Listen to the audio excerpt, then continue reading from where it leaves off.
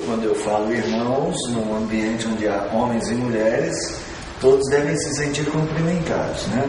Embora tenha sido moda agora, sempre depois do José Sarney, né? Brasileiros e brasileiras, tem sido costume as pessoas cumprimentarem tanto no masculino quanto no feminino. Ainda sou da antiga estrutura da língua portuguesa. Até ainda tenho para mim é difícil escrever ideia sem acento, assembleia sem acento. E tem coisas que ainda não consegui corrigir. Eu também não. Trema, eu não consigo escrever sem trema. Trema dá pra gente ainda, que ele é tão pouco usado que você ainda lembra, né? Mas os acentos, os diplomas crescentes ali. E assembleia sem o acento é muito assembleia estranho. sem acento é muito estranha ideia, né? Pior é o para, né? Porque para de parar era com acento. Agora não tem mais. Aí você vem entender agora. Para onde vamos? Aonde vamos parar? Para onde? Vamos para outro mundo. Para logo com isso, pastor. Vamos em frente. Meus irmãos, boa noite. Que Deus lhes abençoe muito. Seu Rubem, fiquei preocupado com a sua saúde. Vamos orar muito pela sua saúde. Vou voltar a dizer, não tiver uma crise dessa, liga, esteja conosco. Problemas assim a gente tem que dividir. Não vai resolver você carregar ele sozinho. Ouça o que eu estou dizendo. É uma boa coisa, né? E como você fez os exames esses dias, né? Hoje, né? Mesmo? Hoje eu tenho mais 2. Então vamos orar para que Deus já esteja pondo a mão. O Senhor sabe o que faz sempre muito bem. Irmãos, nós estamos chegando perto da data máxima. Eu particularmente ainda acho que a data máxima do cristianismo é a Páscoa. Eu particularmente. Mas não tem como a gente fugir do fato de que o Natal é uma data muitíssimo importante para muitas pessoas. É a data que se sobrepõe dentro do calendário cristão. Nós chamamos esse período de Advento. É um período que começa no 8º domingo antes do Natal, que as pessoas falam assim: quando é que eu ponho a árvore de Natal? Eu acho que uma boa data é essa, o início do Advento. Eu quero pôr enfeites de Natal. Não seria uma boa época, o início do Advento. O Advento é aquele período da cristandade que a gente lembra de Jesus Cristo, do seu nascimento. É o início do ano litúrgico. É quando a gente... tudo começa ali, né? Eu sei que é no final do ano, mas para o ano litúrgico é o início. Então, nós estamos neste momento do Advento, olhando para Cristo Jesus, refletindo sobre o seu nascimento. Então é por isso que nós estamos escolhendo para cantar hoje hinos de Natal. A Natália vai tocar para nós esses 2 hinos, um no início e outro no final, tá, Natália? Vai dar tempo você ainda ficar meditando neles um pouquinho. Abra sua Bíblia aí, só para a gente rever uma passagem do Natal. Esse ano nossas pregações dos evangelhos vão começar em Mateus. Esse ano é Mateus que nós vamos enfatizar. Ano passado foi João. Esse ano nós vamos voltar ao Evangelho de Mateus, que eu já preguei neste Evangelho há uns 4 anos atrás. Mateus, capítulo de número 2.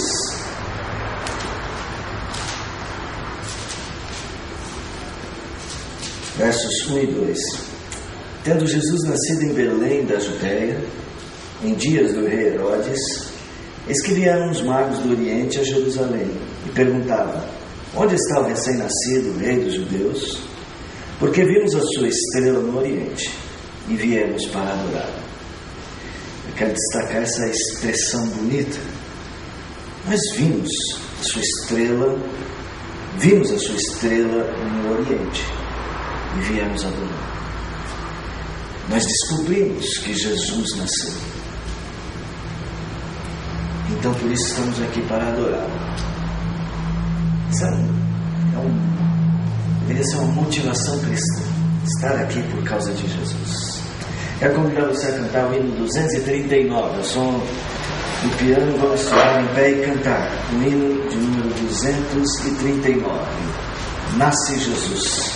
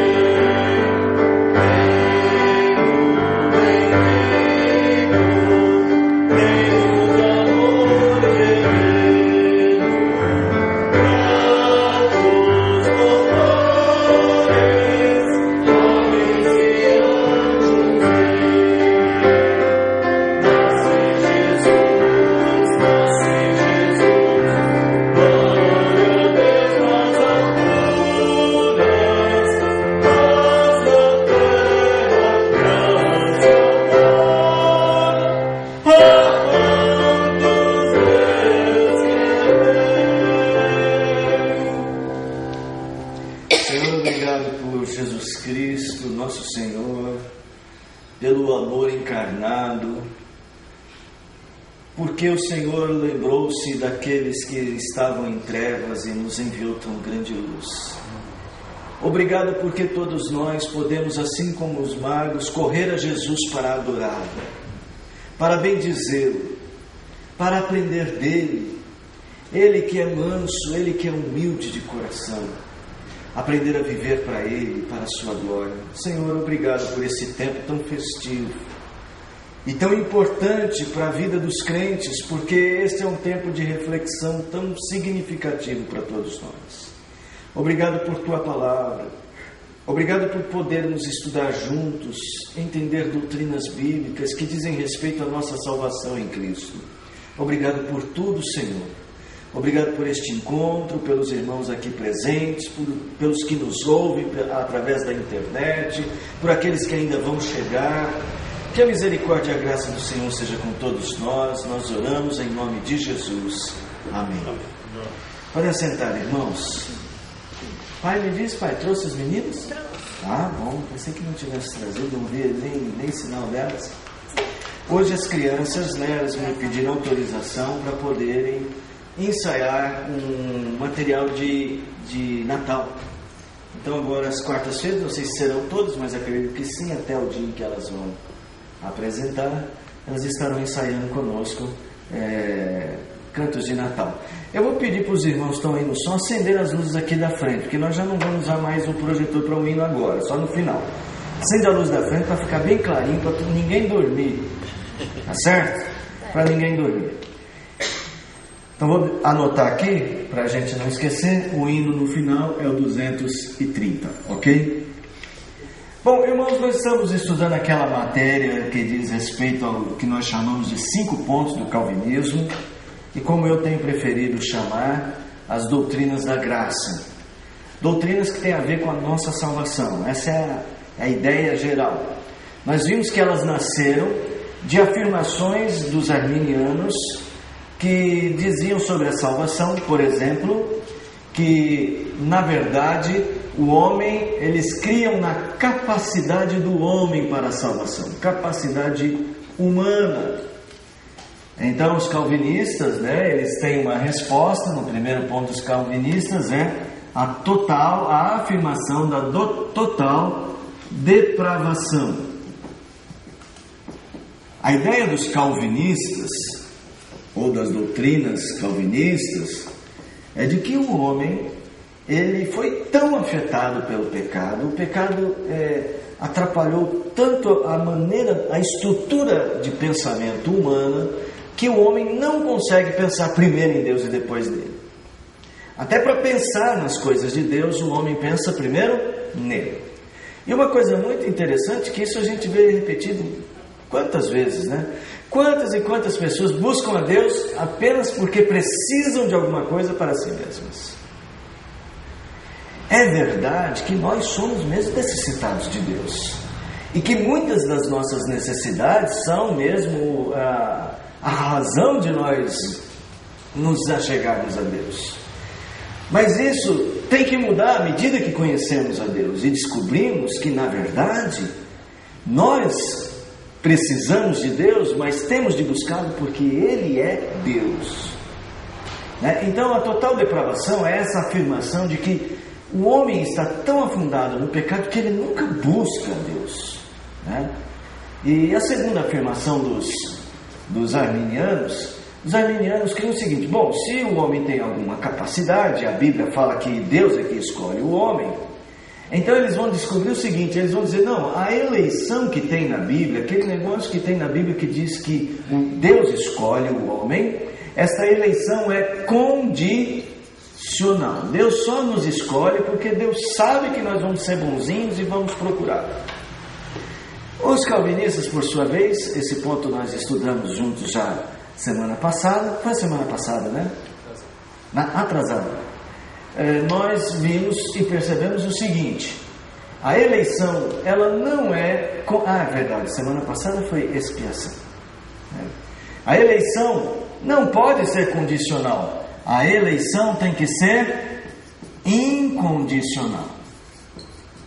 Então, para quem não está acompanhando os estudos, só uma explicação do que é isso. A Bíblia fala que Deus escolhe o homem. Abra em Efésios, capítulo de número 1. Capítulo de número 1, versos 3 a 5. Quem achar pode ler. Efésios 1, 3 a 5.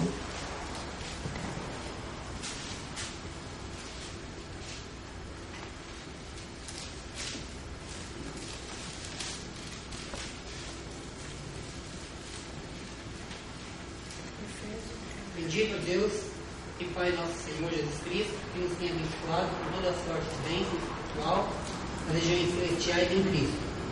Assim como nos escolheu nele, antes da fundação do mundo, para sermos santos e irrepreensíveis perante ele e em amor.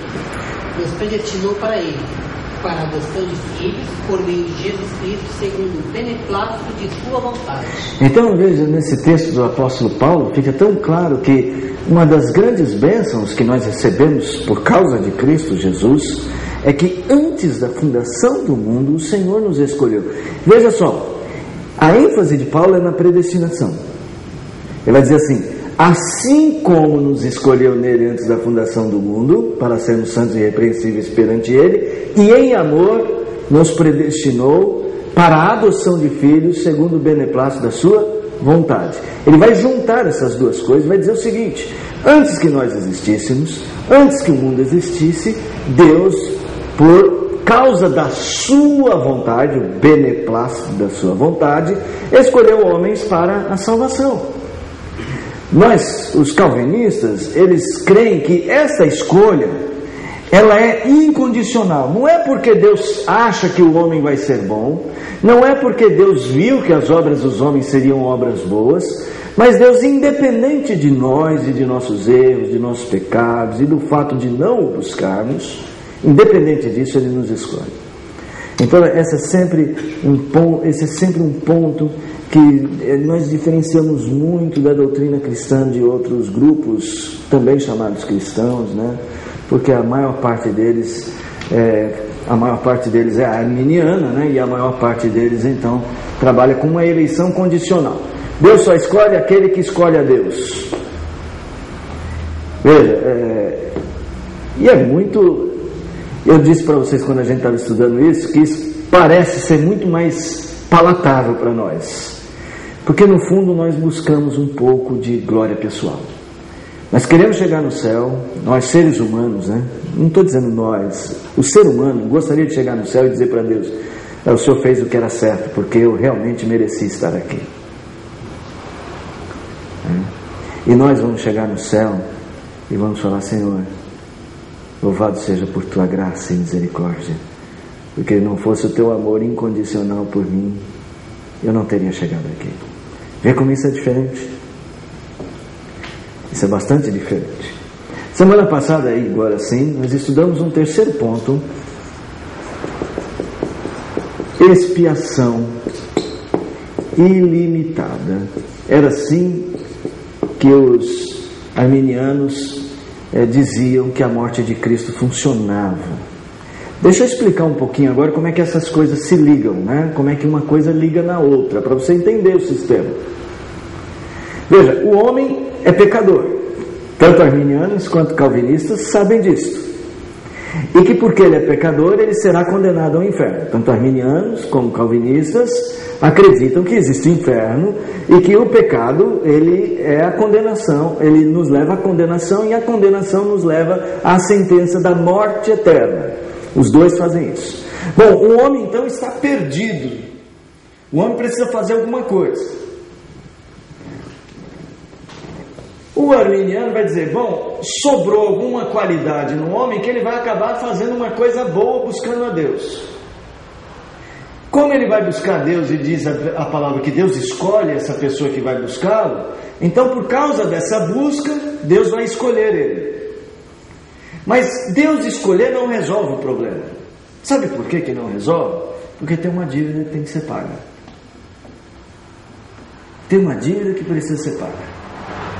Uma dívida eterna precisa ser paga. Aliás, a lei precisa ser satisfeita. Como advogam alguns aí sobre esse caso do mensalão, a gente sempre ouve falar: alguém tem que ir para a cadeia, né? Alguém tem que ir para a cadeia. Os pequenininhos. Alguém tem que ir para a cadeia. A gente sempre diz isso. Isso é um crime. Alguém tem que ser preso. Alguém tem que ser responsabilizado. E responsabilizado tem que ser preso. E aqui, pena máxima. Eternidade. Então, veja, não dá, se Deus escolhe um homem, Deus ainda assim tem que cumprir a lei. Então, essa expiação tem muito a ver com a justiça de Deus. Foi por isso que nós enfatizamos tanto que Deus é justo. Deus é justo, não é, Serginho? Porque Deus é justo, Deus tem que punir o pecador. Está certa essa frase? Está certa essa frase? Porque Deus é justo, Deus tem que punir o pecador. Sim, tem que punir, mas... Deus tem que punir. Mas Deus tem que punir. Ué, vem cá, Ele é o juiz, Ele estabeleceu uma lei. O homem quebrou a lei. O que Ele tem que fazer?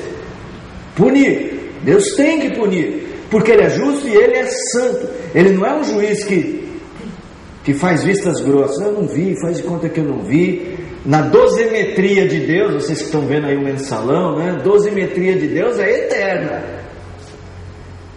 Não tem dúvida. Deus tem que punir. Não necessariamente o pecador. Deus tem que punir os que cometeram o pecado e alguém que os represente. Então nós vamos falar do que Jesus faz. Então, veja só. Isso aqui, ó, a quebra da lei. A lei foi quebrada, precisa de uma condenação. Essa condenação tem uma punição. Essa punição é o derramar da ira de Deus pela eternidade sobre os que estão condenados, está certo? Então aqui é o seguinte, aqui está o pecador. Isso aqui arminianos e calvinistas concordam, Deus tem que fazer isso. Aqui está o pecador. E aqui está Jesus Cristo.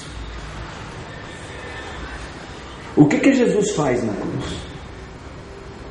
Jesus sofre esta punição. A ira de Deus é derramada sobre ele. Ele sofre essa punição em lugar dos pecadores. Deus tem que punir, não necessariamente o pecador diretamente. Lógico, tem aqueles que não estão em Cristo, eles próprios recebem a ira de Deus, por isso vão ao inferno.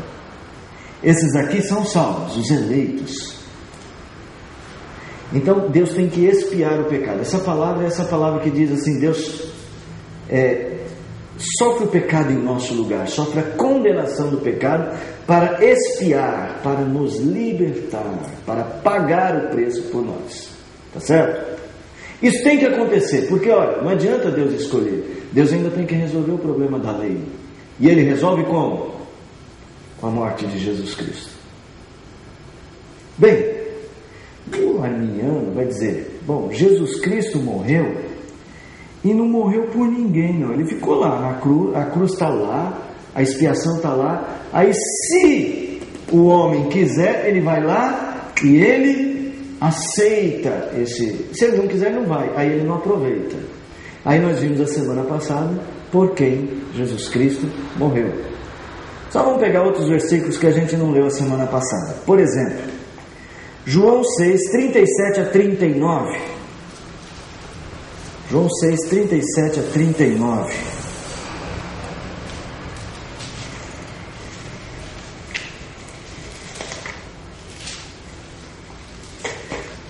Outra pessoa vai abrir aí Mateus 1, 21. A pergunta da semana passada é: por quem Cristo morreu? Quem sabe me responder antes de ler? Por quem Cristo morreu? Pelos seus eleitos. Pelos eleitos. No sistema calvinista, a expiação, ela não é ilimitada. A expiação é limitada. Quem achar aí pode ler, gente. Todo aquele que o Pai me dá, esse virá a mim. E o que vem a mim, de modo nenhum o lançarei fora.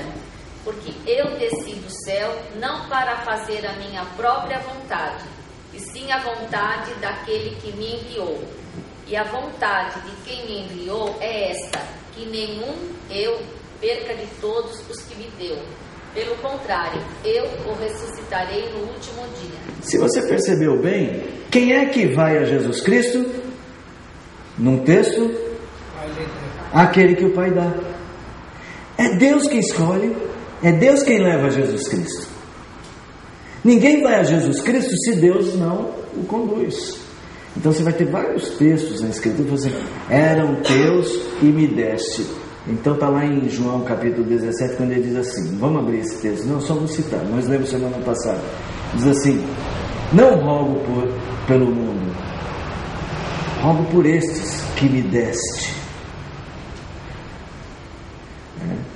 Abre aí Mateus capítulo 1, Mateus, quem achou aí pode ler, Mateus 1, 21. Ela dará à luz um filho, e lhe porás o nome de Jesus, porque ele salvará o seu povo dos pecados deles. Veja, enquanto um arminiano vai dizer assim, não, Jesus Cristo morreu de forma geral, sem nenhum nome na cruz, o texto de Mateus diz que ele vai salvar o seu povo. Ele não veio para salvar qualquer pessoa, veio para salvar o seu povo. A questão toda está na eleição. A questão toda agora está na expiação. Alguma pergunta até aqui, gente? Esse eu acho que é o ponto mais difícil de se compreender desse sistema de doutrinas. Alguma pergunta é a hora de fazer. Vamos dizer, faça agora ou fique com a dúvida para sempre. Não é nem pergunta que eu Fique à vontade, meu irmão. Eu vou falar assim que tem uma irmã mais velha que quando a gente fala assim, Jesus que eu conheci, aí ela se revolta muito, porque fala, por que você fica falando que é teu Jesus, assim como se estivesse excluindo ela, né? Então ela fica muito brava dessas expressões, né? Eu entendo. Meu Deus, que ele é muito evangélico, fala meu Deus, né? Veja. Agora, que tem o seguinte, Davi, ele pecou muito. E o perdão veio através do que ele apresentou a Deus para ele ser perdoado? Confissão. Abre aí, Salmo 32. Abre aí o Salmo 32. Salmo 32. Duro de achar, né? Não, a gente espera. Na metade A gente espera. Salmo 32. Achou aí? Salmo 32 é o Salmo de Davi.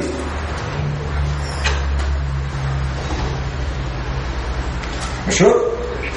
Leia aí para mim então, vai, começa a ler os versículos. Começa no 1. Bem-aventurado aquele cuja transgressão é perdoada e cujo pecado é coberto. Então, nós estamos falando aqui, Davi, este é um Salmo de Davi, se você perceber aí em cima deve estar escrito, Salmo de Davi. Davi vai falar, bem-aventurado o homem que o seu pecado é perdoado e coberto é expiado. Muito bem, continua. Bem-aventurado o homem que o Senhor não atribuiu culpa e em quem ele não há engano. Então ele vai falar assim, tá vendo? É bem-aventurado o homem que tem o seu pecado expiado, não tem mais a culpa. Continua. Enquanto me calei, os meus ossos se consumiam de tanto gemer o dia todo. Enquanto eu guardava, escondia o meu pecado, eu sofria. Os meus ossos...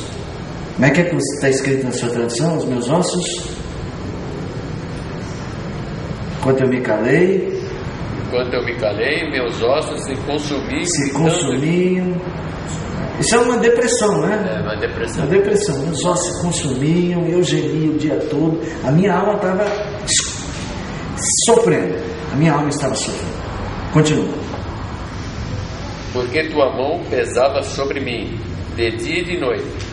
Meu vigor se esgotou como no calor da seca. Então eu perdi a alegria, eu não tinha vigor, tal. Assim que é o homem enquanto ele guarda o seu pecado. Continua. Confessei-me meu pecado e não encobri minha culpa. Eu não disse, confessarei as minhas transgressões ao Senhor, e tu perdoaste a culpa do meu pecado. Então tá aí o segredo. O que tem que fazer? Confessar. Eu não tenho que fazer uma penitência, pastor? Pelo menos para pagar um pouquinho o meu pecado? Será que se eu der a minha casa para a igreja, eu vou pagar o meu pecado? Não. Aí está penitência? Não. É confissão. A Bíblia diz lá em João, 1 de João, capítulo de número 2, se confessarmos, capítulo de número 1, verso 9, se confessarmos os nossos pecados, Ele é fiel e justo para nos perdoar dos pecados e nos livrar de toda a injustiça. Tá? Confissão. Pastor? Oi. Só uma coisa que talvez para alguns fica meio dúvida, não sei. Ele perguntou o que ele teve que fazer para confessar, para ser perdoado. O que Davi teve que fazer para ser perdoado? Lembrar o seguinte, né? Davi era um homem já salvo, já eleito. Sim, ele já era um justo, já era um eleito e já conhecia Deus.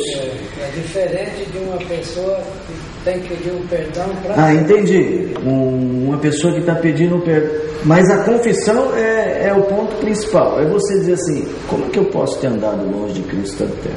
A condição é a mesma. A condição é a mesma. Confessar o pecado e tomar Jesus. Tá olhando a expiação? Lembra a cruz que eu desenhei ali? É falar para Deus, eu creio que aquela cruz é suficiente para me perdoar de todos os meus pecados. Para Senhor, meu maior pecado, o maior pecado de qualquer ser humano é ter andado longe de Deus, né? E aí você fala assim, eu creio que a cruz perdoa este meu pecado. Então a expiação, ela está no centro desse sistema de salvação, é a parte forense, é o tribunal. Eu disse que ia falar uma coisa sobre isso aqui, não sei se vocês estão lembrando que eu fiz essa afirmação, é que se você perceber bem, essas coisas aqui, ó, essas duas coisas, aqui é a total depravação, o nosso coração está contaminado, mas essas duas ações, elas são fora de nós. Elas são ações que acontecem em Deus. Deus escolhe na eternidade. Cristo paga o preço na cruz. Alguém a semana passada falou assim, mas e aí, como é que isso acontece dentro de mim? Por enquanto nós não estamos falando dentro do pecador, nós estamos falando o que acontece fora de nós. As obras que Deus faz. Aquilo que Deus opera em nosso favor. Quando Deus nos dá a eleição e depois a expiação, Ele está trabalhando por nós. Perceberam que tudo aqui é com Deus? Não teve nada da sua parte ali? Hoje nós vamos para uma parte que se chama graça irresistível, que é a hora como você vai descobrir que Deus está começando a operar dentro de você. Tá bom?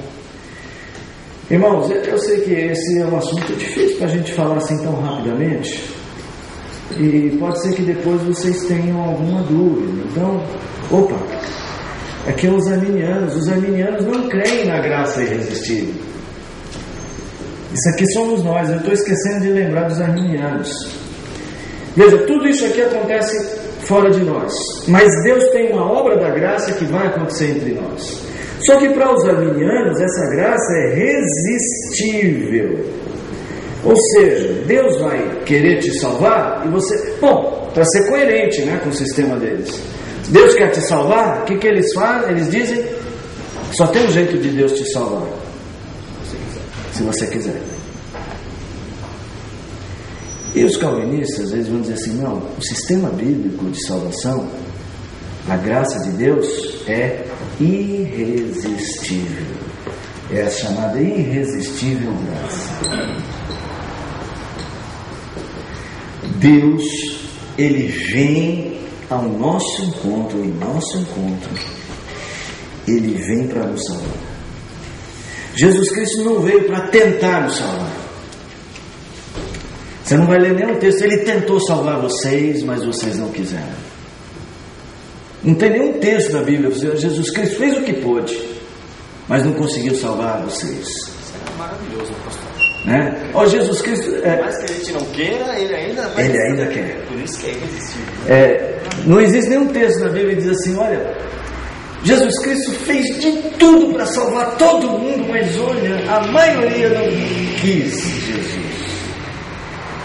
Se fosse assim, imagina que Jesus não seria vitorioso, né? Ele seria um perdedor. E perdeu de goleada, porque os que vão, a Bíblia diz que os que vão para o caminho do inferno é um portal largo, é um caminho largo, muitos que vão por ele. Se Jesus Rogério e Renata, vocês sentam aqui, por favor, pode vir para cá, tá? Senão a coisa fica toda errada, vai dar tudo errado no estudo bíblico. Por favor, os dois aqui, tá? O pessoal da internet está acostumado. O pessoal da internet está acostumado, eu também. Tá vendo que eu estou até mais inclinado para cá? Né? Então, assim, no sistema calvinista, Jesus Cristo é um vitorioso, porque o que ele veio fazer, ele fez totalmente. Veio dar salvação para aquele que Deus havia escolhido, pagou o preço por eles e vai alcançá-los. Você viu um texto que nós lemos aqui que diz assim: e a vontade de quem me enviou é que nenhum eu perca de todos os que ele me deu. Nenhum eu perca. Eu quero falar com vocês sobre a graça irresistível. Por exemplo, nós podemos ler na Bíblia que havia pessoas que resistiam a Jesus. Abra aí em João capítulo 5, verso 40. João capítulo 5, verso 40. Quer que você entenda isto? Você fala: não, pastor, eu já preguei o evangelho para algumas pessoas e elas resistiram à graça. O seu Rubens não resistiu à graça. Eu não podia perder esse comentário, né, seu Rubens? O senhor não resistiu. A graça era irresistível, não é? O senhor entende bem essa doutrina, né, seu Rubens? Para quem não sabe, a esposa do seu Rubens chama Graça, tá? É por isso que eu estou fazendo graça com eles. Porque a graça era irresistível. João, capítulo de número 5, verso 40. Quem achou aí pode ler.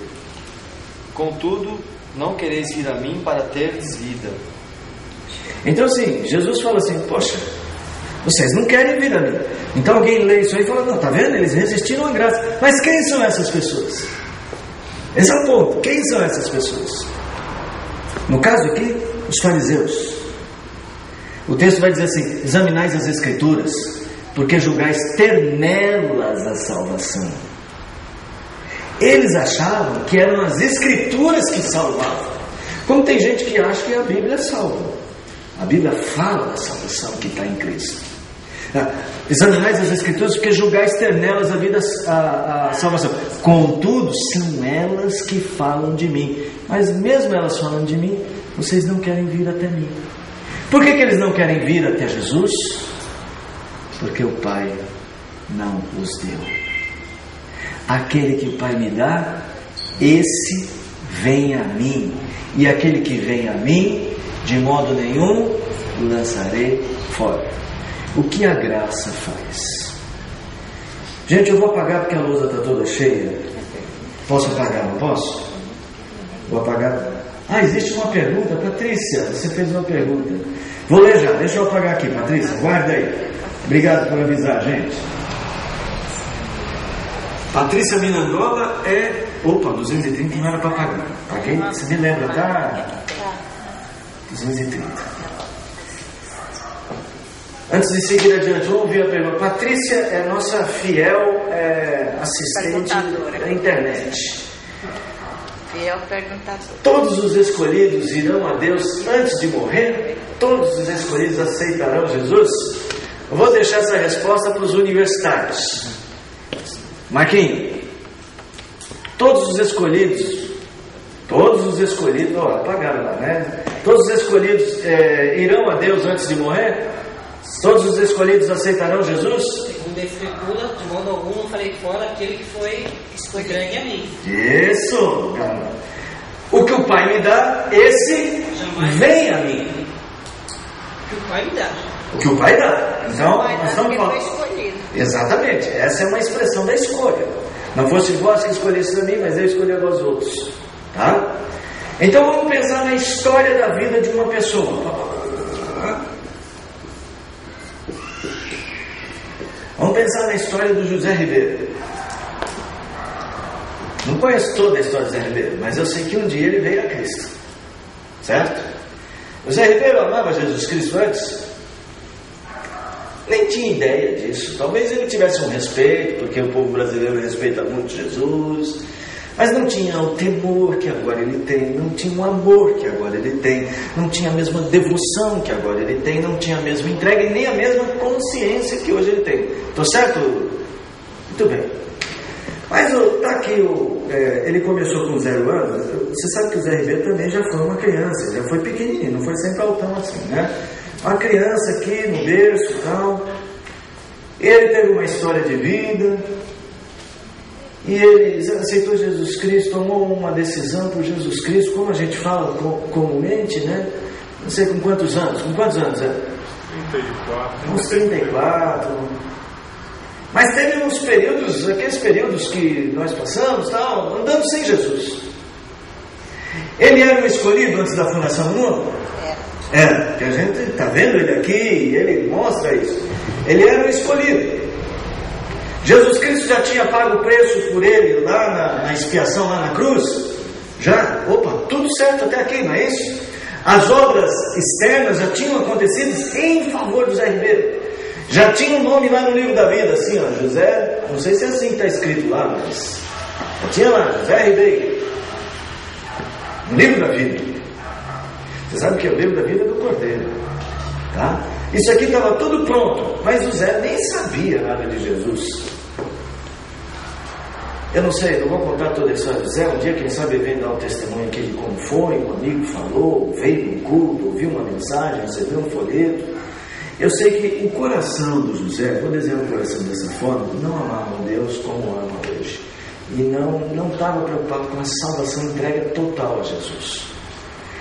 Mas algumas coisas começaram a incomodar esse coração, não sei, preocupações. Cada um tem uma história. Tem uns que é de uma hora para outra. Tem uns que vem um crescente de preocupação, de tentados, de busca. A Bíblia diz que ninguém busca a Deus. Nós somos totalmente depravados. Para eu começar a buscar a Deus, o que Deus precisou fazer em mim? Uma obra, o derramar da graça. Deus planta uma vida em mim. Bater a porta. Hã? Bater a porta. Veja que o bater na... vou falar desse bater na porta lá mais adiante. Jesus Cristo entra no meu coração. Quando eu falo de Jesus Cristo, é a obra da graça de Deus. A graça de Deus chega em mim. E Deus começa a me incomodar. Ou Deus começa a fazer eu pensar. Eu antes não buscava Deus, não me preocupava com Deus, mas agora isso já faz sentido para mim. Zé, como é que foi no comecinho? Você lembra ainda, Zé? Não, o que eu sinto quando fala no escolhido, que pelo menos o meu sentimento é esse, que eu tinha a história de Jesus, né? Igreja católica, tal, como apresentado ao mundo, né? E eu sempre tinha em mente assim, que devido a questões internas, assim, eu sempre queria, eu me sentia assim, hoje eu digo, eu me sentia escolhido, né? Porque eu queria ter um encontro, mas não sabia como. Na católica eu não conseguia, né? Você tinha preocupações, tinha um desejo de algo mais com Deus. Desejo no coração de... Mas a Bíblia diz que o homem natural não busca Deus. O que aconteceu para você desejar? Mas eu acho que aí seria o escolhido, né? Sim, mas esse escolhido, sem essa obra aqui, ele não pensa. Veja, uma pessoa escolhida não é uma pessoa salva, ela virá a ser. Porque a salvação acontece quando em meu coração acontece uma mudança. E a mudança são as obras que a graça opera. Então o que Deus faz? O seu coração não quer nem saber de Deus, não está nem aí para Deus. Você é escolhido, você nem sabe disso. Você vive do jeito que você acha que está certo. Exatamente. Hoje eu penso assim. Hoje você consegue entender, né? Por ser escolhido, e eu tinha uma trajetória. Sim, aí o que Deus começa a fazer? Deus começa a operar graça. E aqui vem uma obra da graça chamada regeneração. Deus te dá uma nova vida. Ele planta em você a condição de ouvi-lo, a condição de desejá-lo. Isso é graça. E, gente, essa é uma obra que nós não conseguimos impedir que aconteça em nós. Nós podemos ser as pessoas mais duras deste mundo. Pode ser como alguém que você fala assim: fulano não vai nunca ser salvo.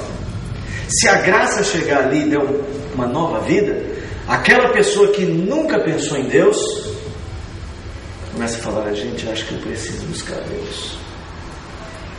Aí vem as outras obras da graça, e uma outra obra da graça que vem quase em sequência a essa aqui é a vocação eficaz. É o chamado de Deus. Nós já falamos um pouco sobre isso anteriormente. É o chamado de Deus. É aquele dia em que a voz de Deus soa dentro de você como um trovão, que abala, como diz lá o Danese, abala suas estruturas. Ela muda a sua vida. É o dia que Deus transforma você.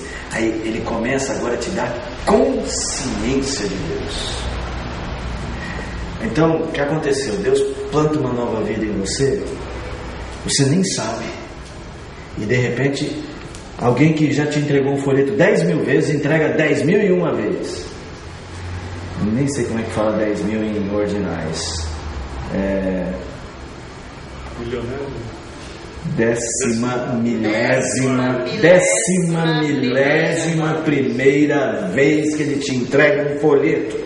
Mas como agora a graça está agindo em você, o 10.000º folheto, exatamente igual aos outros 10.000 que você já recebeu, tem uma frase: Jesus quer dar vida eterna para você. E essa frase faz sentido. Ela não fez sentido 1 milhão de vezes, mas quando a graça opera, ela faz sentido. Eu gosto de um texto sobre a graça de Deus. Deixa eu ver se no meu texto aqui eu coloquei esse texto. Não coloquei, mas está em Atos dos Apóstolos. Atos dos Apóstolos, abre aí comigo, por volta do capítulo 16 de Atos dos Apóstolos. Eu gosto demais desse texto, sobre o agir da graça de Deus. Verso 11 até o verso de número 15. Cada um pode ler um versículo, assim todos podem ler a Bíblia. Atos dos Apóstolos, capítulo 16, verso 11. Tendo, pois, navegado de Trode, seguimos em direitura a Samotrácia, no dia seguinte a Neápolis. E dali para Filipos, que é a primeira cidade dessa parte da Macedônia, e é uma colônia. E estivemos alguns dias nessa cidade. Então, o apóstolo Paulo, ele está viajando, fazendo a sua viagem missionária, e eles chegam agora na Macedônia, a Europa, daquela, tá? A região da Grécia, Europa, um pouquinho acima, né? Chega ali um pouquinho acima da Grécia mesmo, chega ali na cidade de Filipos. É a primeira cidade onde o Evangelho chega. Continua a leitura. Ao sábado saímos da cidade para junto do rio, onde nos pareceu haver um lugar de oração. E assentamos, falamos às mulheres que para ali tinham concorrido. Certa mulher chamada Lídia, da cidade de Tiatira, vendedora de púrpura, temente a Deus, nos escutava. O Senhor lhes abriu o coração para pedir as coisas que Paulo dizia. Quem foi que abriu o coração dela? Senhor. Percebeu? Quando Deus nos escolhe, Ele vai nos buscar. Onde nós estivermos. Ele mandou Paulo atravessar o mar Egeu, chegar na Europa, encontrar com aquela mulher naquele sábado no rio, falar as palavras de vida eterna para ela, e ela atendeu, porque o Senhor abriu o coração. Mas é interessante, pastor, que no versículo aqui, antes de falar que o Senhor abriu o coração, fala que ela é uma mulher temente a Deus. Temente a Deus. Lembra que eu disse que a obra da graça começa a operar? Agora ela vai ouvir a vocação eficaz, né, o chamado eficaz, e atende. Quanto tempo demora esse chamado eficaz para ele ser eficaz? Quanto tempo demora? Cada pessoa é de um jeito. Eu vou contar o testemunho do pastor Jean, que aliás dizem que está melhor, mas vai fazer exames ainda, tá? O pastor Jean, ele contou, eu já contei essa história aqui, ele era de baile, né? No nosso tempo chamava baile, hoje é balada. Então o pastor Jean era da balada. E ele tinha os amigos dele. Ele tinha aqueles amigos que sempre andavam juntos. Ele tinha um amigo que era ex-crente. E esse amigo estava sempre um pouco chutado, né? E esse amigo estava com a dor na consciência e disse assim: Jean, eu quero ir para a igreja. Jean estava meio chutado, quero ir para a igreja. Jean, não, vamos para o baile. Não, eu quero ir para a igreja. Jean, eu quero ir para a igreja. E o Jean falou assim: então nós vamos para a igreja, da igreja nós vamos para o baile. Ele só foi para a igreja para levar o amigo, que o amigo já estava meio chato, já estava meio um pouquinho alterado. Chato, falou: quer ir para a igreja, eu não vou discutir com ele, vou levar ele na igreja, depois a gente vai para o baile. Mais ou menos assim a história, ele conta melhor que eu, óbvio, né? Foi para a igreja, sentou no banco lá atrás, está lá esperando o culto passar. E o pastor está pregando, o amigo dele está ouvindo, e ele está ali também. E o pastor pregando, o pastor falando, né? Aí o pastor faz um chamado. Alguém quer hoje tomar uma decisão por Jesus Cristo? Quando o Jean se deu conta, estava lá na frente, de joelhos, entregando a vida a Jesus. Para mim isso é uma obra da graça. Deus agiu. Foi mais rápido do que o zero. Não teve aquela busca. Foi avassaladora. Nem todos são assim. Lídia já buscava Deus. E Deus a encontrou, a buscou. Irmãos, a graça irresistível é a maneira como nós começamos a ver a salvação operada em nós. É uma obra de Deus, sim. Mas já é uma obra de Deus dentro de nós. A graça não opera só externamente, por meios. Eu mandei um obreiro, eu mandei um folheto, eu mandei um pastor, eu mandei uma igreja, eu mandei um hino. A graça também trabalha dentro de nós. Enquanto ele, na verdade, o que acontece aqui é que todas as circunstâncias da graça de Deus vêm operando para aprontar este coração para a obra irresistível do Senhor. E quando o Senhor faz essa obra, você não diz não. O que é bom de você não dizer não é que assim, você não vai forçar. O que Deus faz é trabalhar seu coração. Então quando a gente diz eu aceitei Jesus Cristo, é verdade. Eu sei que a gente tem muito dessa coisa técnica, né? Não, você não pode dizer que você aceitou Jesus, foi Jesus que te aceitou. Mas é verdade que nós aceitamos Jesus. Sabe por quê? Nós não fomos para Jesus assim: eu não quero ir, mas a obra da graça está me empurrando. Não. Deus muda as inclinações do nosso coração. Ele muda os nossos desejos. Ele muda o nosso amor último. E sou eu que começo a amá-lo, não é? Ele me amou, mas eu também estou amando Jesus. É certo eu dizer eu fui a Jesus, não tem problema. Eu diria que não é certo você achar que você foi só por sua causa, tá? Pastor, e a partir desse momento a mudança é total na vida da pessoa. Total ainda não. Ainda não. Ainda não. Nós ainda temos a perseverança dos santos lá na frente. O último toque. Mas tem que haver aí. Mas ela já começa. Ela é o início. É o início. Mas assim, ela ainda não é total. Não existe uma mudança total, absolutamente total. E nem sempre ela é uma mudança tão radical. Talvez essa palavra. É uma mudança radical? Ela é no certo sentido, mas ela nem sempre, essa mudança radical é tão perceptível. Algumas pessoas começam a mudar gradativamente, ou tornar o radical que já está lá dentro, externar isso de forma mais gradativa. Talvez a gente fale sobre isso. Na semana passada eu tinha perguntado para o senhor sobre a fé e o arrependimento. Isso, essa que é a obra. Então aqui nós estamos nas duas obras primeiras da graça. Vamos falar sobre as outras, tá? Abra aí em 1 de João,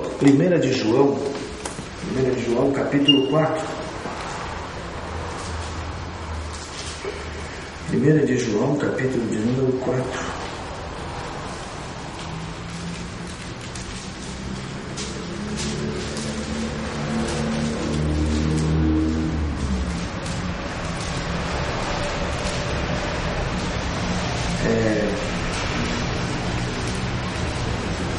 Verso de número 19. Alguém pode ler para nós? Nós o amamos a Ele porque Ele nos amou primeiro. Deu para entender aí? Nós o amamos porque Ele nos amou primeiro. Mas é verdade que nós o amamos. Também é importante.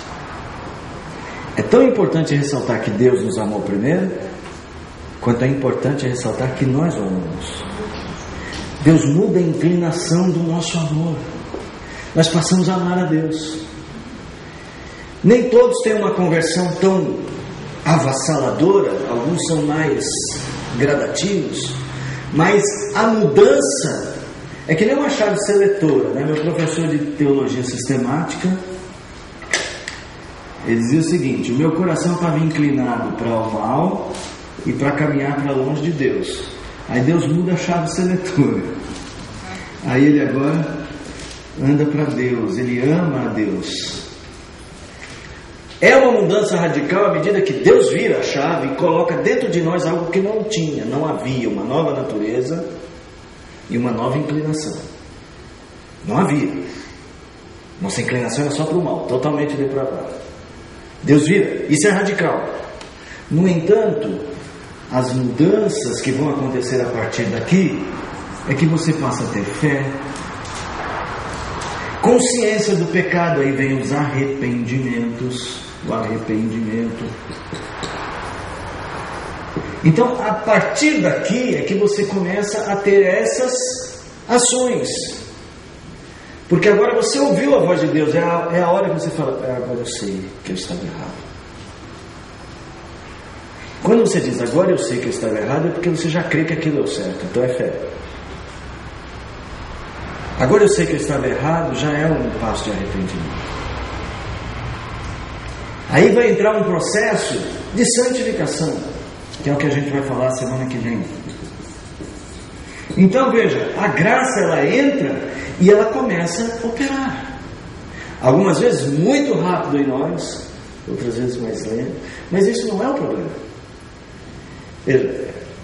A gente sempre estimula que essas coisas aconteçam o mais rapidamente possível. Mas quem vai dar o passo dessa transformação é a obra da graça, tá? Hoje eu quero ficar e insistir com os irmãos para entenderem que Deus vai ao nosso encontro, Ele nos acha, Ele nos transforma. Isto é graça. Fala, Marquinhos. É a ação primeira de Deus em todos os momentos da vida da gente. Sempre Ele agindo, conforme está a palavra de Deus colocando em todos os textos da Bíblia. Ele agindo, Ele interagindo, Ele chamando. Às vezes eu... É o vaso na mão do oleiro, né? O vaso na mão do oleiro. Muito boa a ilustração. É o vaso sempre na mão do oleiro. Nunca o oleiro na mão do vaso. Sempre o vaso na mão do oleiro. Muito boa ilustração. Abra em Filipenses, capítulo de número 2, verso de número 13. Então agora você está vendo as primeiras obras que Deus faz dentro de nós. A doutrina da graça, ou as doutrinas da salvação, como a gente chama, as doutrinas da graça, no sistema calvinista, elas vão mostrar exatamente isso. Por que é a graça agindo? Porque é Deus agindo. Não sou eu que mereço isso que Deus está fazendo, é Deus que me ama. Ele me ama e Ele me dá o melhor. O que é o melhor para mim? É que eu o ame sobre todas as coisas. Gente, eu não sei se fica claro para você. O nosso Criador estabeleceu uma lei. A lei que nós devemos amá-lo acima de todas as coisas. O pecado inverte essa lei. O pecado é a inversão deste valor. Nós amamos a nós mesmos acima de todas as coisas. Fato é que até hoje mesmo nós crentes, há momentos em que buscamos muito mais o nosso amor, ou o amor a nós mesmos, que o amor a Deus, não é verdade? Puxa, vai ter final de Copa do Mundo, que cai no domingo, gente, é o maior sofrimento para o pastor e para o conselho. Que fica a seguinte pergunta: mudamos o horário do culto, porque o povo quer assistir a Copa do Mundo, ou a gente fica firme aqui só ouvindo os fogos? É duro. Você vê como essas coisas para as quais nós estamos fortemente inclinados sempre assumem o lugar de Deus na nossa vida, mesmo nós que cremos. Por isso que essa mudança é gradativa nesse sentido. Mas o seletor foi mudado. Tá? Isso tem muita... Como se você tivesse escala nesse seletor, né? Hã? Como se você tivesse escala nesse seletor. Veja, o seletor muda, mas a gente não pode ignorar, Marquinhos, que o nosso velho homem tenta virar o seletor de volta. Enquanto Deus virou o seletor, a gente fica tentando virar ele de volta. Por isso a Bíblia vai dizer que a carne milita contra o espírito. Né? Mas a própria palavra conversão, né, pastor? É você mudar o rumo do seu caminho. Então, você também muda o seu trajeto, mas ainda assim você tem tropeços, né? Eu gosto de ilustrar a conversão assim. O que é convergir? Alterar o trajeto. Mudar o sentido. Mudar o sentido. Convergir é voltar para o vértice. Aqui está o vértice. Convergir é ir para o vértice. Por isso o caminho pervertido é o caminho fora do vértice. Deus nos coloca de volta. Eu pedi para vocês abrirem aí em Filipenses capítulo 2, verso 13. Quem achou aí pode ler. 2,13. Porque Deus é quem efetua em vós tanto querer como realizar segundo a sua boa vontade. Repete. Porque Deus é quem efetua em vós tanto querer como o realizar segundo a sua boa vontade. Isso é a obra da graça. Ele opera mudanças. Ele muda o nosso querer. Ele nos ajuda a andar na direção certa. No nosso sistema de salvação, nós não somos marionetes, como alguns tentam dizer. Não, vocês são marionetes nas mãos de Deus, e Deus faz tudo para vocês. Nem é de Deus, pessoal, é da igreja. É, da igreja. Não, aí já é outra crítica. Né? Mas Deus muda o nosso desejo. Isso é uma obra da graça. Deus muda o nosso amor, gente. Deus faz a gente amá-lo. Para muitas pessoas que não entendem a nossa fé, por exemplo, vamos tentar aqui pensar como pensaria um ateu, uma pessoa que não entende isso. Vocês vão para a igreja, vocês sentam, alguém abre um livro que alguém escreveu há não sei quanto tempo atrás, lê, fala que é de Deus, e vocês amam um ser que vocês nunca viram, que alguém diz para vocês que existe. Isso é uma loucura. Parece, né? Isso não parece uma loucura? Já tem um vídeo na internet que tem um rapaz que usa justamente isso. É mesmo? É mesmo? Exatamente. E ele vai mais além. É uma coisa bem cumprida de assistir. Né? Vocês ainda acham que ele é bom? Que ele é bom, né? Faz tudo isso para vocês, perder tempo e tal. Uma loucura. É por isso que Paulo dizia assim que Deus chamou as coisas loucas desse mundo. Isso não é uma loucura. É que Deus mudou a estrutura do nosso pensamento. A estrutura do pensamento de um ateu, de um homem sem esta obra da graça, é uma estrutura em que ele está no centro de tudo. A visão está obscurecida, como a Paulo fala. A visão está obscurecida. E o que ele vê? Lembra o que o diabo ofereceu? Sereis como Deus. Então ele assume o lugar de o centro de todas as coisas. Ele não se permite pensar e imaginar que um ser transcendente, que ele não pode ver, controle-o e que ele seja menor que esse ser. Então ele tem a tendência a julgar este ser. Fala, Zé. Lembrei de um colega que ele é católico, né, bem apegado mesmo, né, praticante. E eu falava para ele, né, no serviço, né, sobre a vida cristã, né, o modo do crente, né, quando ele aceita Jesus, a modificação da vida. Você tem uma outra, parece que você está do outro lado do mundo, né? Uhum. E ele não ligava, né? Não, mas eu estou na igreja, tal, né, católica, tal. E eu falava para ele, né? Não, mas é a mesma Bíblia, tal, e explicava, né, que o fundamento é Jesus Cristo, né? A salvação, tudo, né? Só que nós, como crentes, aceitava Jesus, né? E quando você aceitava Jesus, você tinha uma outra conotação da vida. A vida era ao contrário, você tinha uma outra percepção, né? O mundo ficava diferente. E aí, passou algum tempo, né? E eu sempre comentava com ele e tal. Aí uma vez ele chegou e falou assim: olha, rapaz, você acredita que eu creio em Jesus Cristo, aceitei Jesus Cristo? Eu já vi esse filme aí algumas vezes. Como você falou, você está do outro lado do mundo para servir, né? Interessante, e você consegue ver coisas que você não via antes. Você ama a Deus de uma maneira diferenciada. Ele faz sentido. O mundo passa, a estrutura do universo, as coisas que te cercam mudam.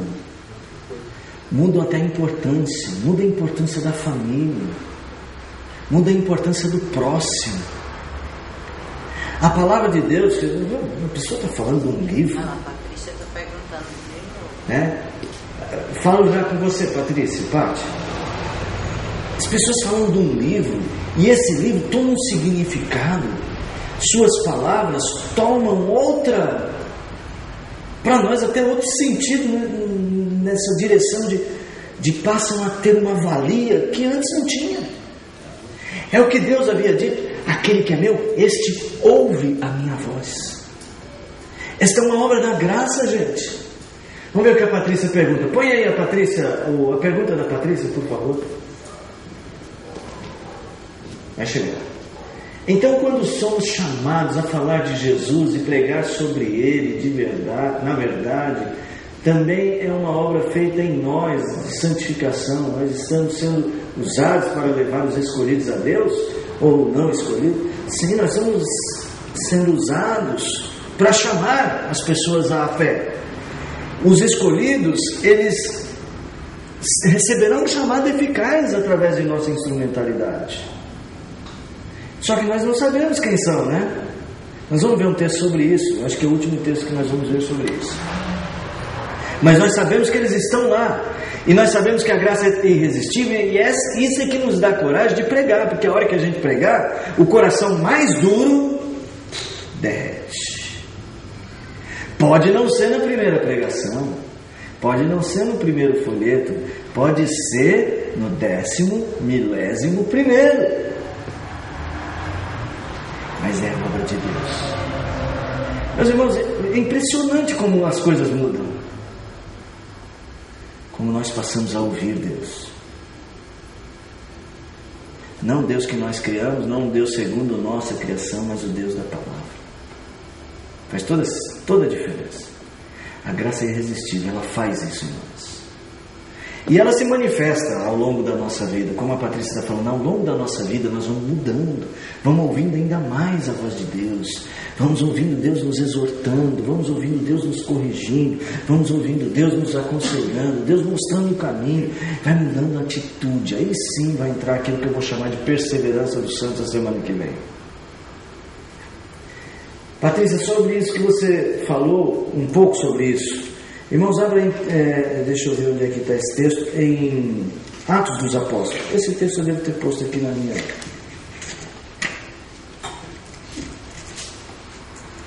Gente, eu tenho que revisar essa minha apostila, viu? Não tem nenhum desses textos que eu estou procurando agora. Atos dos Apóstolos, abre aí comigo, eu vou achar já aqui para vocês. Atos dos Apóstolos, quem quiser me ajudar, é quando Paulo chega a Corinto. Então é depois do 16, certo? Oi? Tem outra? Deixa aí, pode incluir. É 18. Muito obrigado. Lembra que ele chega na Grécia, ele chega na Macedônia no 16. Em Corinto é na Macedônia, é na Grécia já. No 18. No capítulo de número 18, Paulo chega numa grande cidade da Grécia. Pode deixar aí que já eu leio, tá bom? Chega numa grande cidade da Grécia, essa cidade chamada Corinto, tá bom? Existe até hoje essa cidade, se eu não me engano, existe até hoje. E ele chega lá e ele está ávido para pregar o evangelho. Bom, ele chega lá em Filipos, prega, a Lídia crê e ainda abre uma igreja na casa dela, a igreja que a gente chama hoje a Carta aos Filipenses, né? A igreja de Filipos. Ele fica animado, vamos lá para Corinto. Chega em Corinto, ele começa a pregar e as pessoas não gostam da pregação. Olha só, verso 4. E todos os sábados discorria nas sinagogas, persuadindo tanto judeus como gregos. Aí depois vem Timóteo e Silas para agregar, né? Paulo fala assim, olha gente, manda a gente aqui, porque aqui esse povo está ótimo para a gente pregar. Ele manda a gente para lá. Verso de número 6. Opondo-se eles e blasfemando, sacudiu Paulo as vestes. Desculpa.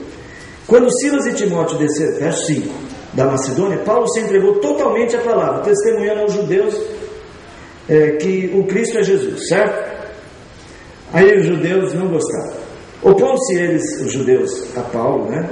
Blasfemando, sacudiu Paulo as vestes e disse, sobre a vossa cabeça o vosso sangue, eu dele estou livre, e desde agora vou para os gentios. Aí ele sai e fala assim, quero nem saber de vocês, vou embora, não quero saber de vocês. Saindo dali, entrou na casa de um homem chamado Tício Justo, que era temente a Deus. A casa era do lado da sinagoga, na continuação da sinagoga. Mas Crispo, o principal da sinagoga, olha, ele estava ali, o principal da sinagoga, o vizinho dele, por assim dizer, creu no Senhor com toda a sua casa. Também muitos coríntios, ouvindo, criam e eram batizados. Os judeus resistiram quando ele estava pregando. Ele foi para a casa do homem e o Tício Justo creu. O principal creu. Gente, pensa nisso. Olha essa visão que Paulo teve. Teve durante a noite uma visão em que o Senhor disse, não temas, pelo contrário, fala e não te cales, porquanto eu estou contigo, ninguém ousará fazer-te mal, pois eu tenho muito povo nesta cidade. O que ele está dizendo? Paulo prega, eu tenho muitos eleitos aí nessa cidade e eu quero salvar esse povo. Os judeus estavam resistindo. Paulo diz, da parte de Paulo, né? Mano, estou cansado de vocês só estão resistindo. Ele vai para casa, o principal da sinagoga se converte, ele e a casa dele. E Deus fala, eu tenho muito povo aí. A graça é irresistível, meus irmãos. Quando ela vem, ela faz uma grande obra. Vamos ver a pergunta da Paty. Pode pôr aí para a gente.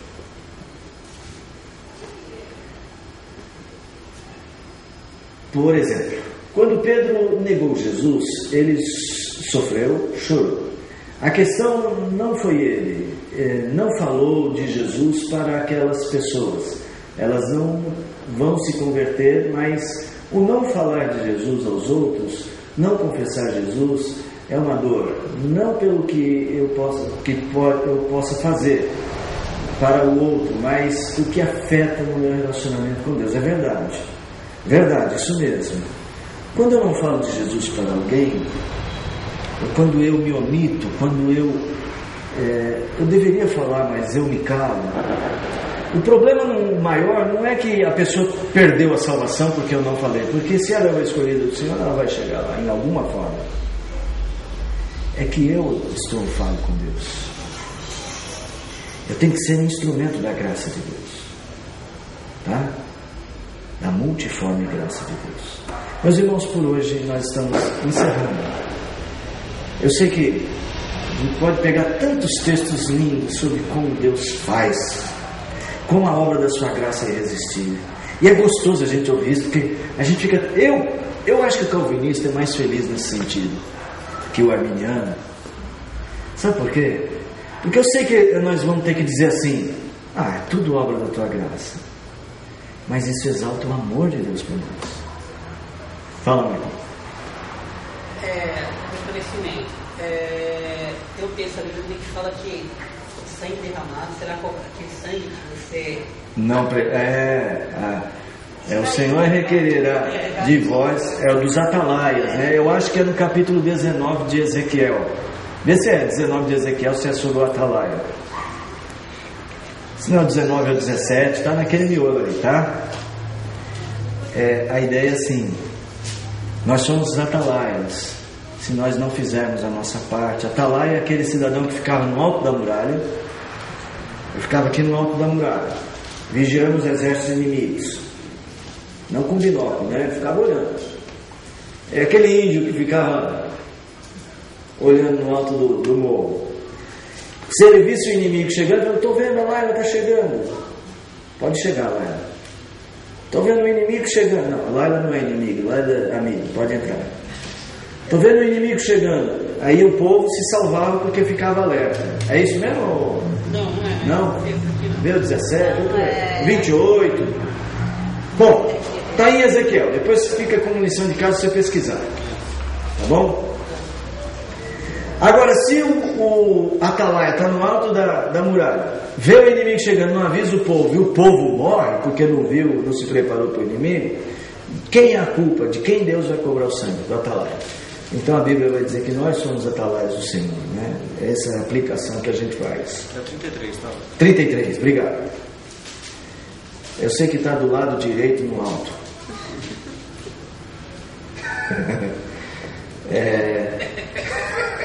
Eu sei que está do lado direito no alto. É que a gente, quando vai lendo, né, vai guardando. A minha memória é mais visual que essa memória assim. A do Hinaldo já é mais versículo, endereço do versículo, mais do local. É o versículo 6, se você me lembrar. Opa, ótimo. Quer ler? Mas se o atalaia vir, quem vem a espada e não tocar a trombeta, e não for avisado, o povo, se a espada vier e abater uma vida entre eles, este foi abatido a sua iniquidade, mas o seu sangue demandarei do atalaia. Isso. Então, assim, se nós, sabendo a verdade, não avisamos as pessoas, nós também nos tornamos culpados diante de Deus. Mas lembre-se, a culpa nossa afeta o nosso relacionamento, a nossa comunhão. A nossa vida cristã, para ser plena, ela tem que ser a vida de evangelização, de crescimento na fé e de preparação do outro, cuidado com o outro. Bom? Irmãos, obras da graça são obras maravilhosas. A gente poderia ficar muito tempo falando sobre elas, mas a gente tem um tempo resumido aqui, tá? O objetivo é só apresentar este ponto do calvinismo. Eu disse para vocês há pouco, eu acho que nós somos mais felizes nesse sentido. Essa doutrina exalta mais a Deus. É isso que eu quero que você entenda. A nossa percepção que as doutrinas calvinistas, as doutrinas da graça, elas colocam em Deus a maravilha da salvação. Elas não põem no homem. Mas elas também não dizem assim, só Deus faz tudo. Não, Deus muda o homem para que também o homem faça alguma coisa. Então aí eu estou falando, ele muda o seu desejo.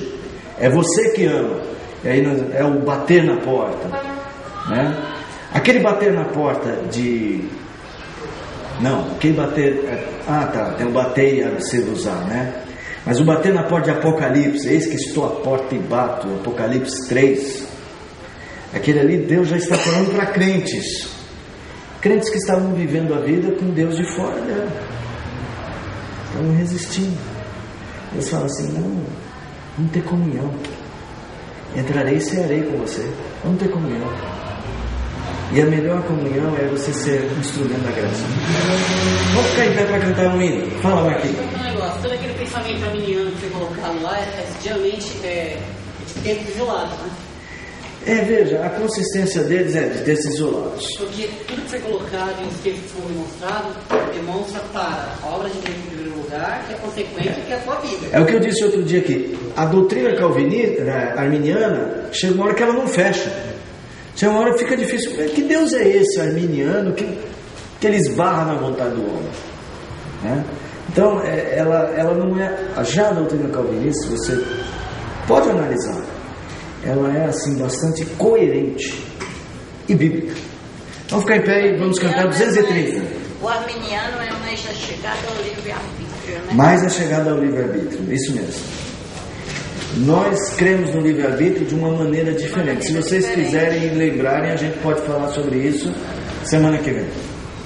Mas tem que me lembrar. 230.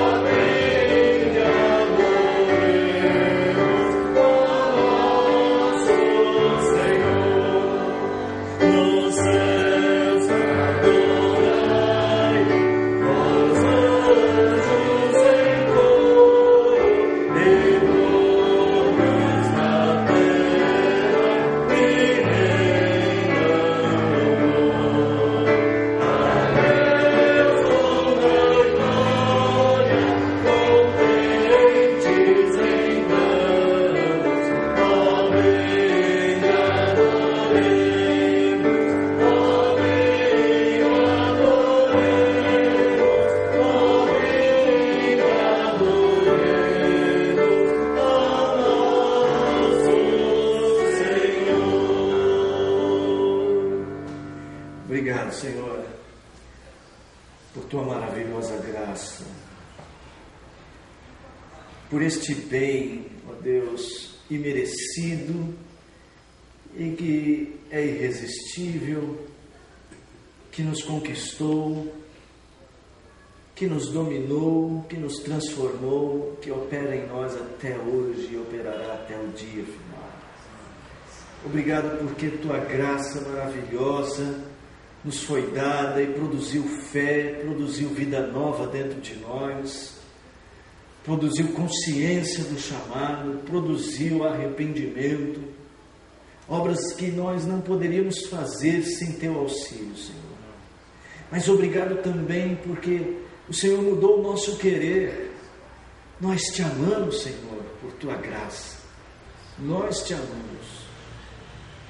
Fomos libertos do pecado que nos fazia amar a nós mesmos para amarmos a Ti. Que este amor cresça em nós. E que este fruto, ó Deus da graça, seja espalhado de nós para tantas outras pessoas.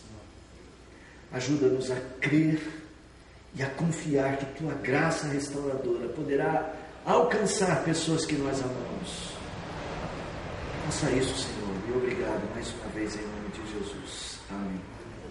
Podem assentar-se, irmãos. Maravilhosa graça do Senhor. Bendito seja o Senhor. Nós estamos num período de final de ano com muitas reuniões. Sábado nós teremos uma reunião de conselho às 8 horas da manhã. Peço as orações dos irmãos. É uma reunião para planejar tantas coisas que precisamos planejar. Este ano nós estamos nos demorando um pouco para fazer